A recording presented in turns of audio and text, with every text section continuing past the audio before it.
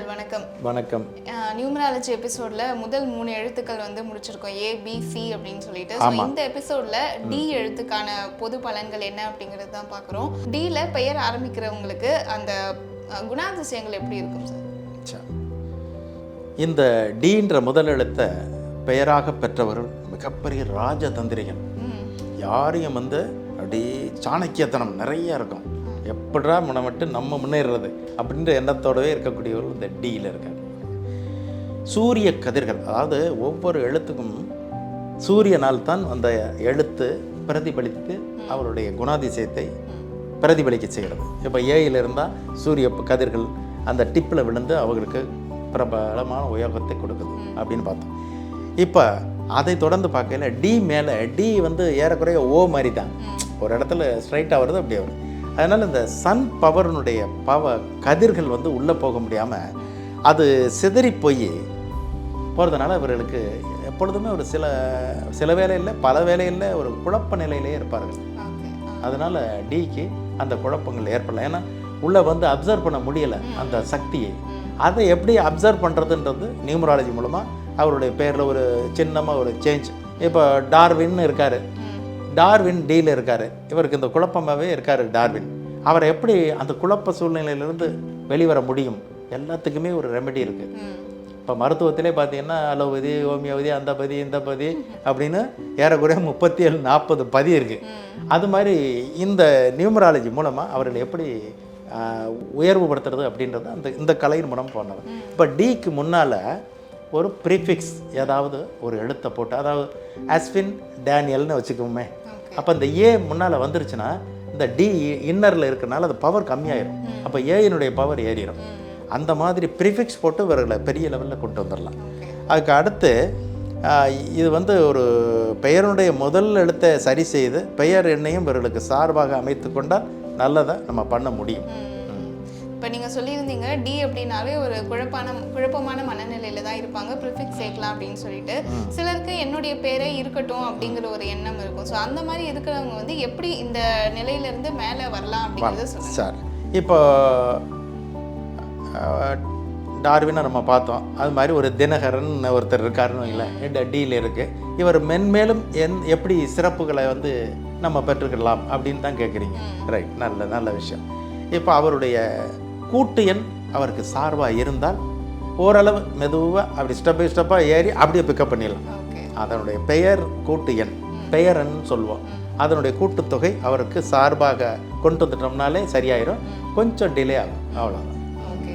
So இவங்களுக்கு வந்து நம்ம பாசிட்டிவான சைடு என்னவா இருக்கும் அப்படின்னு சொல்லுங்கள். இப்போ இவங்களுக்கு பாசிட்டிவான சைடுன்னு பார்த்தா இவர்களே மிகப்பெரிய பாசிட்டிவான ஒரு நபர்கள் தான். ஏன்னா ஒரு ஆற்றல் மிக்க பேச்சு, யார்ட்டையும் பேசி அவர்களை தன் வசப்படுத்தக்கூடிய அந்த அசாதாரண சூழ்நிலையில் ஏற்படுத்திடும். பேச்சில் தடப்படன்னு பேசி, இப்போ ஃப்ளைட்டில் போனாங்களே வைங்களேன், அவங்களா பேசிகிட்டு இருப்பாங்க. யாரா இது அப்படின்னு திரும்பி பார்க்குற மாதிரி அந்த அளவுக்கு இவர்கள் பேசி ஆனால் பேச்சினால் பல நண்பர்களை இவர்கள் உட்படுத்துவது மாதிரியே இவர்கள் பேச்சுக்கு பயந்து நண்பர்கள்லாம் ஓடி போனதும் உண்டு.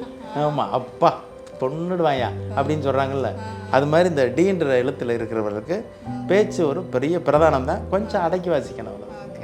நீங்கள் சொல்லியிருந்தீங்க இவங்க பெரிய ராஜதந்திரியாக இருப்பாங்க அப்படின்னு சொல்லிட்டு. அப்போ அரசியல் சார்ந்த அவங்களுடைய எதிர்காலம் எப்படி இருக்கும், இல்லை அரசியலில் அவங்க இருக்காங்க அப்படின்னா எப்படி இருக்கும் அவங்களுடைய சூழல்?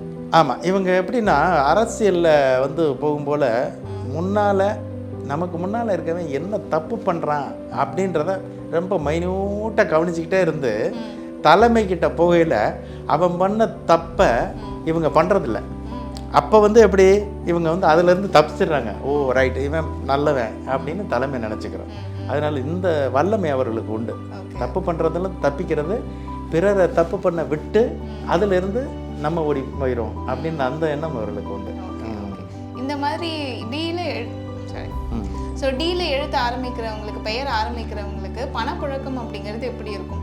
ஆமாம், ஏற்கனவே ஒரு ஹெரிட்டரியாக அவங்க பணம் வச்சுருந்தாங்க அப்படின்னா அந்த பணப்புழக்கம் வந்து கொஞ்சம் ஸ்ட்ரிக்டாகவே இருப்பாங்க. அவங்க அனாவசிய செலவுகள் அளிக்க மாட்டாங்க. அதான் கஞ்சன் இல்லை, ஸ்ட்ரிக்டாக இருப்பாங்க.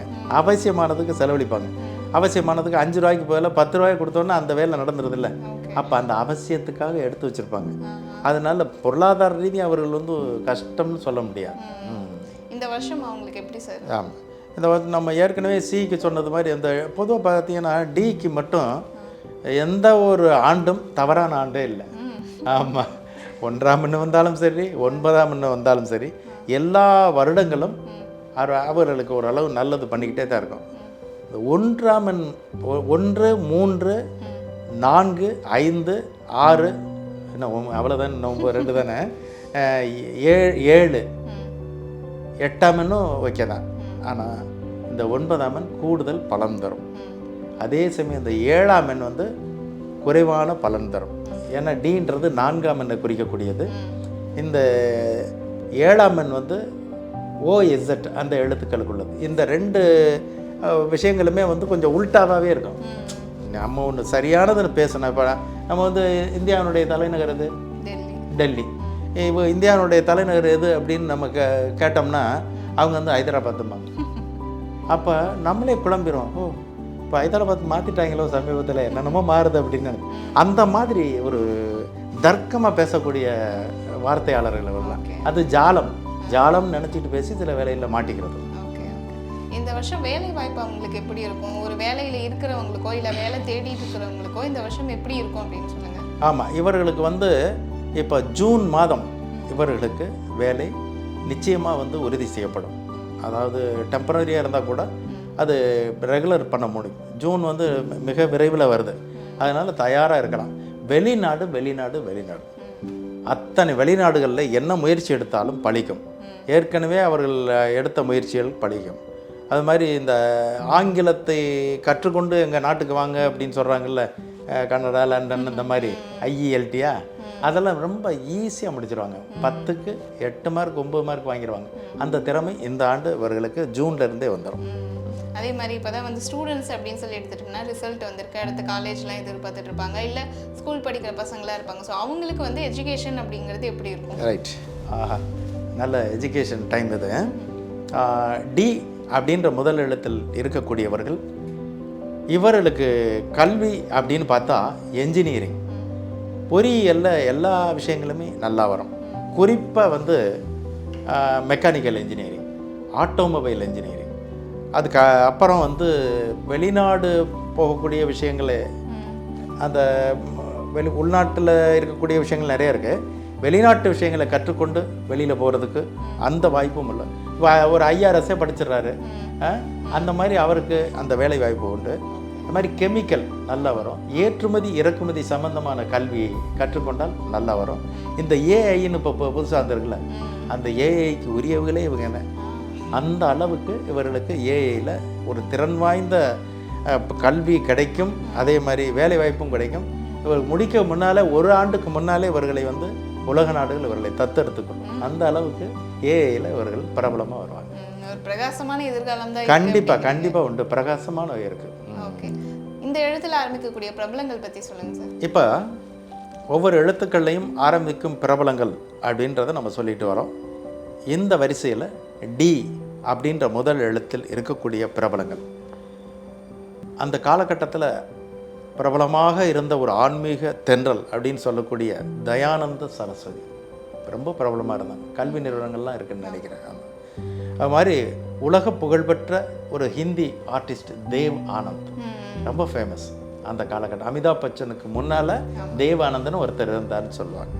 அது மாதிரி நம்ம ஊரில் ஒரு சாதாரண லெவலில் இருந்து அசாதாரண லெவலுக்கு உயர்ந்து இருக்கக்கூடிய இன்றைக்கு ஒரு மனிதனை மிக்க கேள்விப்பட்டிருங்க, அவரை எனக்கு தெரியாது, தேவா அப்படின்னு ஒரு இசையமைப்பாளர், ரொம்ப ஒரு சிறப்பான ஒரு இசையமைப்பாளர். அது மாதிரி இலங்கையில் வந்து பார்த்திங்கன்னா எப்போவாவது எதையாவது ஒரு விஷயங்களை சொல்லிக்கிட்டே இருப்பார் ஒரு அரசியல்வாதி. டக்ளஸ் தேவானந்தான்னு ஒருத்தர் இருக்கார். அவர் எந்த ஆட்சி வந்தாலும் அதை ஃபாலோ பண்ணி போகக்கூடியவர். அது மாதிரி தாதாபாய் நவ்ரோஜி அந்த காலகட்டங்களில் இருந்த ஒரு மிகப்பெரிய லெவலில் இருந்தவங்க. அது மாதிரி இங்கிலாந்தினுடைய இளவரசியாக இருந்த டயானா. ஆமாம். அப்புறம் டார்வின், இயற்கை ஆர்வலர் டார்வின். டாம் குரூஸ் பிரபலமான ஒரு ஆங்கிலேய நடிகர். டினா முனிம் அப்படின்னு ஒரு ஆர்டிஸ்ட் இருந்தாங்க ஹிந்தியில், அவங்களும் ரொம்ப ஃபேமஸாக இருந்தாங்க. அதுக்கு அடுத்து டிம்பிள் கபாடியா, ரொம்ப புகழ்பெற்ற ஒரு ஆங்கில ஹிந்தி நடிகை.